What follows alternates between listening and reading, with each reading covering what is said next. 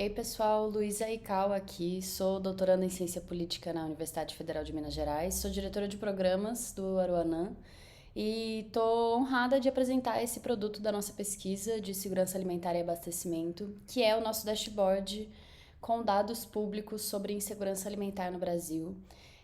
Eu construí esse dashboard orientando a execução e operacionalização que foi toda conduzida pelo nosso pesquisador do Aruanã, o Alan Brito.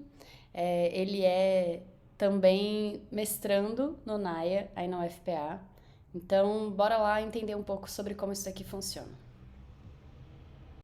Pessoal, então esse dashboard ele foi pensado para ser, sobretudo, uma ferramenta que coloca na mão das pessoas dados que talvez não estejam facilmente disponíveis e, acima de tudo, não estejam conectados de uma forma que seja acessível para a ampla maioria das pessoas. Né? A gente tem um problema hoje no Brasil em que gestores públicos, principalmente de nível subnacional, principalmente quando a gente pensa no nível municipal, têm contato com aqueles municípios que estão ali na sua região imediata, né? Fazem fronteira com o seu município, e também principalmente com as políticas do seu estado e com as políticas federal que são direcionadas para a sua região.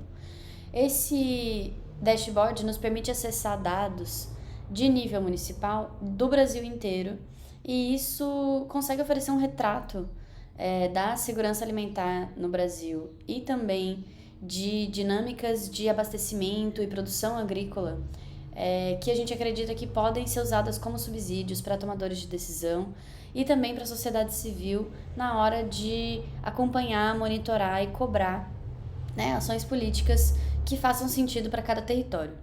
Então, o objetivo desse projeto é sistematizar e integrar indicadores de segurança alimentar, de produção agrícola, de cobertura de políticas públicas sociais nessa plataforma que é de consulta aberta e que a gente gostaria que contribuísse para a transparência e para um debate qualificado sobre esses temas no Brasil, tá? Então, a gente tem aqui logo de cara indicadores gerais. A gente analisou todos os municípios brasileiros, os dados mais atualizados são de 2024. Aqui, quando a gente pensa em segurança alimentar, esse é um dado que está medido em lares, tá? Em domicílios brasileiros, porque isso é um dado oriundo do IBGE. Então, aqui na esquerda do dashboard, a gente tem o ano de referência, podendo ser 2024 ou 2023. A gente tem a região, podendo ser todas as regiões do Brasil, né? E aí, ao clicar em uma delas, você filtra os dados. O texto permanece o mesmo, mas os dados que passam a aparecer para você vão ser dados de uma região específica. Isso pode também ser feito por unidade da federação, ou seja, por estado, né? E também por situação predominante. Então, a gente tem aqui dados divididos por uma situação de cada município ou estado que seja predominantemente urbano ou predominantemente rural. Aqui, a depender dos dados, a gente consegue chegar numa capilaridade municipal ou manter num dado estadual ou numa média estadual, né?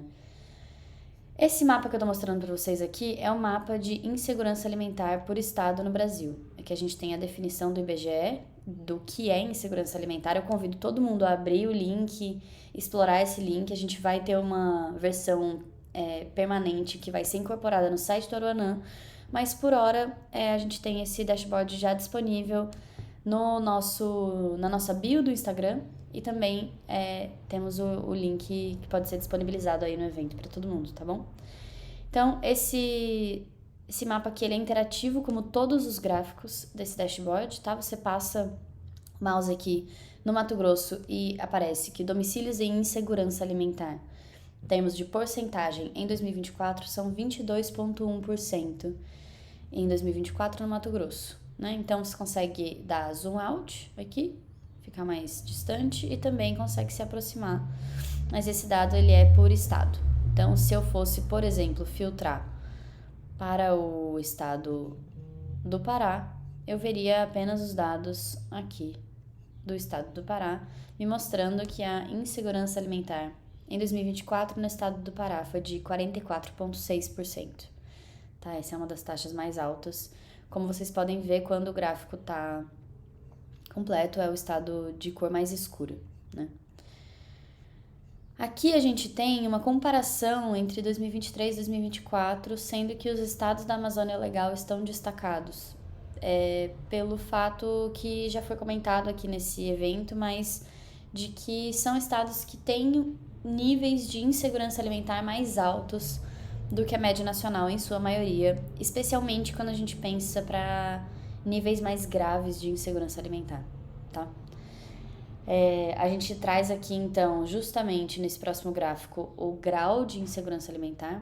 O Pará é o estado que tem as maiores taxas. Isso significa a maior porcentagem de municípios que está sem acesso a uma alimentação segura e diversificada. Segura no sentido de ter a segurança de que terá alimento para comer amanhã. É isso que isso significa, né? Aqui em vermelho, naturalmente, a insegurança alimentar mais grave, ao passar o mouse você consegue ver que é 7% no Pará, moderada 10,1% e leve 27,5%. A definição de leve, moderado e grave está aqui. Leve seria uma preocupação, uma incerteza quanto ao acesso de alimentos no futuro ou comprometimento da qualidade da alimentação para não faltar. Moderada, uma redução quantitativa de alimentos entre os adultos do domicílio e ou uma ruptura nos padrões de alimentação. E a insegurança alimentar grave, segundo o IBGE, é a redução quantitativa de alimentos também em crianças e ou situação de fome, ou seja, ficar um dia inteiro sem comer por causa de falta de dinheiro, tá? Aqui, esse é um tipo de gráfico que a gente coloca todos os estados dentro de dois eixos. No eixo horizontal, o que a gente chama de eixo X, a gente tem a insegurança alimentar. Só que agora, quanto mais alto eles estão, maior a população rural. Todos os gráficos têm uma nota interpretativa, tá? E aqui a gente percebe que a insegurança alimentar é mais alta em estados com população rural. A média desses estados que são predominantemente rurais chega a aproximadamente 34%, enquanto a média nos estados mais urbanos é de 21%.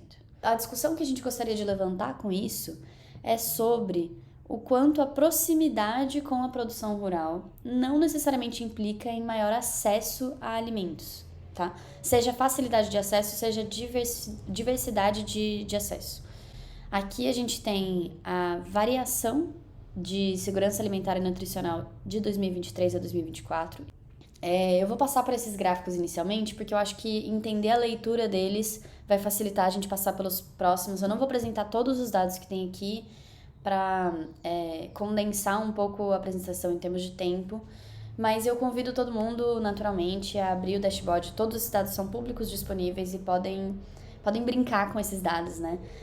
O quanto vocês quiserem. Então aqui a gente mostra um gráfico de árvore, que chama. Esse gráfico aqui, o que ele mostra é o tamanho, ele mostra duas dimensões, né? O tamanho de cada área ocupada por essa categoria, aqui regiões do Brasil, e a cor, a intensidade, ou quão clara ou escura é a cor, é a média de insegurança alimentar dentro dos estados dessa região. Eu acho que tudo isso, de alguma forma ou outra, é evidente e intuitivo para nós, mas a importância dos dados é a gente conseguir comprovar, né? Ter evidências de qual o nível e a intensidade que a nossa intuição já nos direciona. E ter números é muito importante, principalmente para a gente elaborar, avaliar e efetivar políticas públicas, né? Fundamentalmente. Então, a gente tem aqui uma seção no dashboard sobre gênero e raça, em que a gente mostra um pouco de quais vulnerabilidades sociais se cruzam com dinâmicas territoriais de alimentação, né? A gente tem aqui dados de chefia domiciliar, que são oriundos do censo de 2022. A gente tem dados de renda, então, renda aqui colocada como rendimento médio do trabalho, né? Então, o que isso significa é que são pessoas que são de população economicamente ativa, que trabalham, que têm uma renda. Dessas pessoas, qual é a média de renda delas? E aí a gente consegue ver que pessoas pretas e pardas têm rendas significativamente menores, mulheres têm rendas significativamente menores dentro de todos os grupos raciais, e que são pessoas que estão com bastante frequência na chefia domiciliar, tá? Então, isso mostra que existe uma vulnerabilidade aí que vai impactar o orçamento para comprar alimentos, para prover alimentação dentro de casa, tá? Aqui a gente trouxe dados na terceira sessão de dados, né, de produção agrícola, tá? Então, esse primeiro gráfico aqui, ele mostra o quanto a área plantada representa do território do estado, tá? E aí o Paraná é o líder nessa dimensão em que o Paraná é o estado que dedica mais território à plantação agrícola. E aqui a gente fez uma separação por alimento versus commodity, tá? Baseado na portaria do Ministério do Desenvolvimento Social, que delimita o que é alimento e o que é commodity. A gente trouxe esse dado.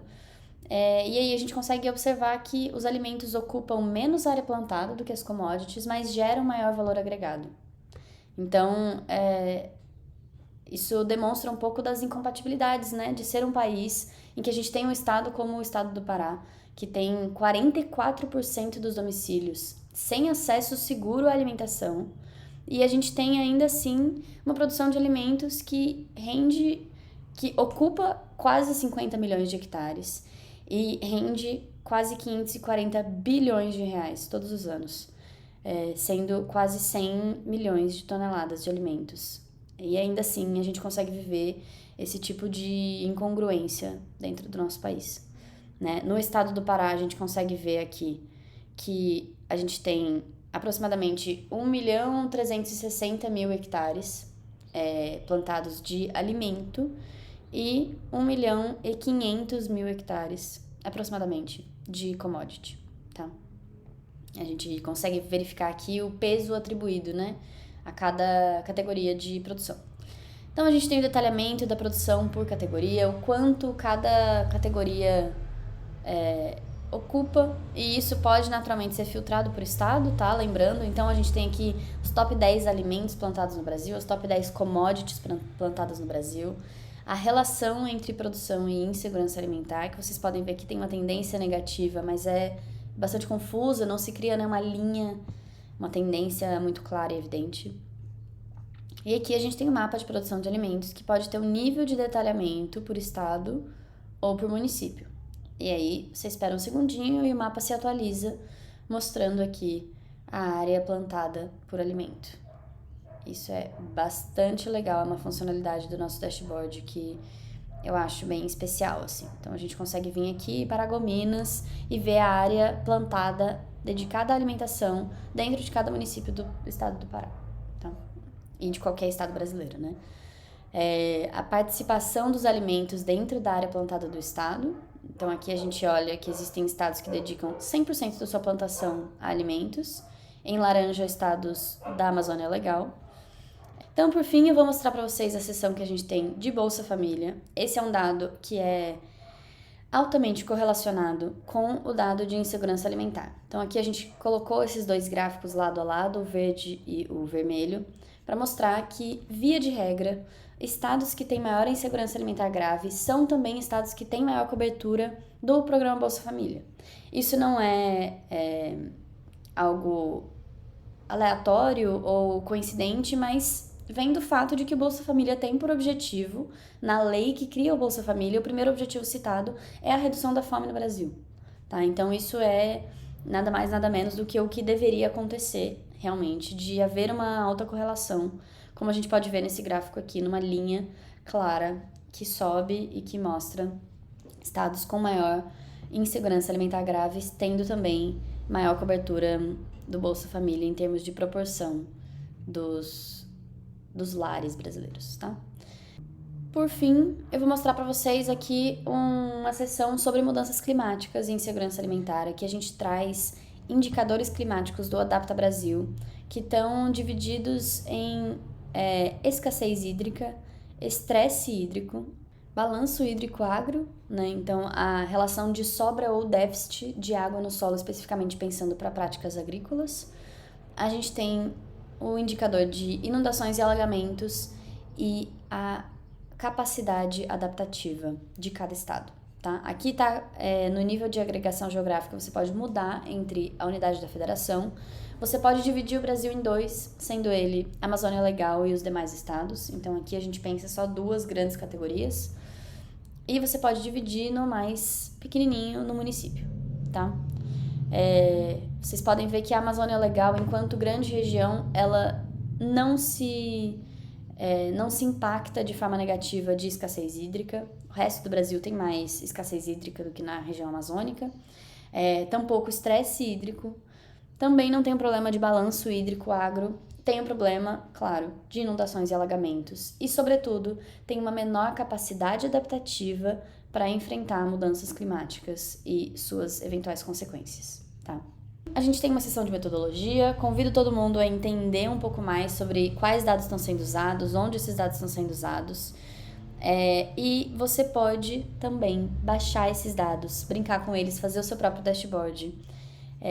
E usar essas bases, são todas públicas, a gente agregou-las aqui para informação e para subsídio, para alimentar tomadores de decisão. Muito obrigada e boa tarde.